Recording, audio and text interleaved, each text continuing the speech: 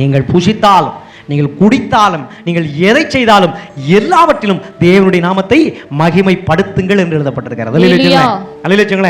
அப்ப விசுவாச ஊழியம் என்று ஒன்றுமே கிடையாது. விசுவாச ஊழியம் என்பது என்ன? வேலை செய்து கொண்டு நீ கஷ்டப்பட்டு உழைச்சு அதுல ஒரு பணத்தை எடுத்து கொண்டு போய் நீ என்ன செய்யணும்? ஏழைகளுக்கு கொடுத்து ஊழியம் செய்ய வேண்டும். அப்படிப்பட்ட ஊழியம் ஆண்டவருடைய பார்வையில் விலையேறப்பட்டது, மகிமையான ஊழியம்.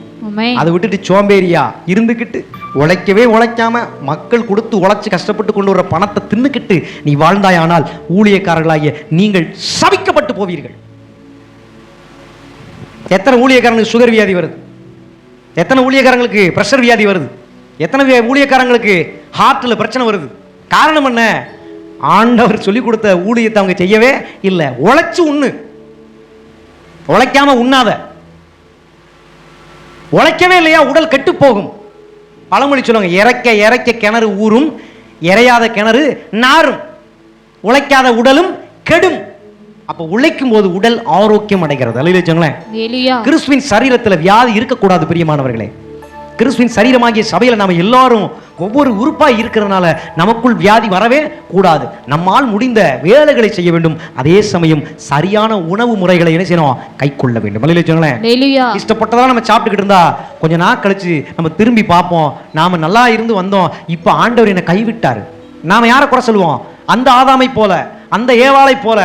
நீர் படைத்த மனைவிதானே எனக்கு பழத்தை கொடுத்தா, நீர் படைத்த சர்ப்பம் தானே என்னை வஞ்சித்தது என்று சொல்லி கடவுளையும் கூட இருக்கிற நபர்களையும் குறை சொல்லுகிறவர்களாய் குற்றப்படுத்தவர்களாய் நாம் மாறிவிடுவோம். அங்க ஆண்டவர் அதுக்கு பின்னாடி சொன்னார். என்ன சொன்னாரு?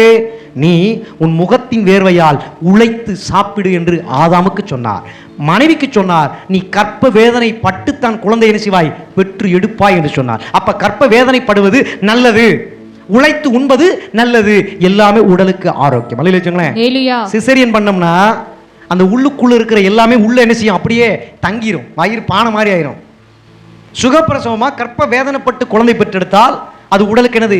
நல்லது. அப்ப சுகப்பிரசவம் ஆவதற்கு வாலிபன் நாட்களில் இருந்தே தாய்க்கும் தகப்பனும் வார்த்தைக்கு கீழ்ப்படிஞ்சு வீட்டில் செய்ய வேண்டிய எல்லா பணிவிடைகளை நாம் செய்து வரும் பொழுது உடல் அதற்கு தகுதியாகும். எதற்கு? கற்ப வேதனைப்பட்டு குழந்தை பெறுவதற்கு ஏதுவாக உடல் என்ன செய்யும்? வலுவாக மாறிவிடும். இல்லை என்றால் பிரச்சனை வந்துடும். இல்லைன்னா என்ன செஞ்சிடும்? பிரச்சனை வரும். டெலிவரிக்கு பிறகு அவங்க உடம்பு பனிக்குட்டி மாதிரி என்ன செய்வாங்க? ஊதிடுவாங்க. அதுக்கப்புறம் என்ன நடக்கும்? ஒரு வேலை வீட்டில் செய்ய முடியாது. எந்திரிச்சா வலிக்கும், உட்காந்தா வலிக்கும், படுத்தா வலிக்கும், நடந்தா வலிக்கும், நின்னா வலிக்கும், எந்த வேலையும் சந்தோஷமா செய்யவே முடியாது. கடைசியில் புருஷனுக்கும் பொண்டாட்டியும் பயங்கரமா சண்டை வந்துகிட்டே இருக்கும். இதுக்கெல்லாம் காரணம் என்ன?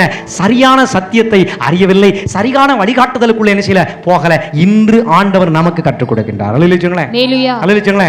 அப்ப ஊழியக்காரங்களா இருந்தா கண்டிப்பான முறையில அவங்க குடும்பத்துல எல்லாருக்கும் முன்பாக முன்மாதிரியா நடந்து, சபை மக்களுக்கு முன்பாக முன்மாதிரியா நடந்து உழைச்சு என்ன செய்யணும்? சாப்பிடணும், உழைச்சு ஊழியம் செய்ய வேண்டும்.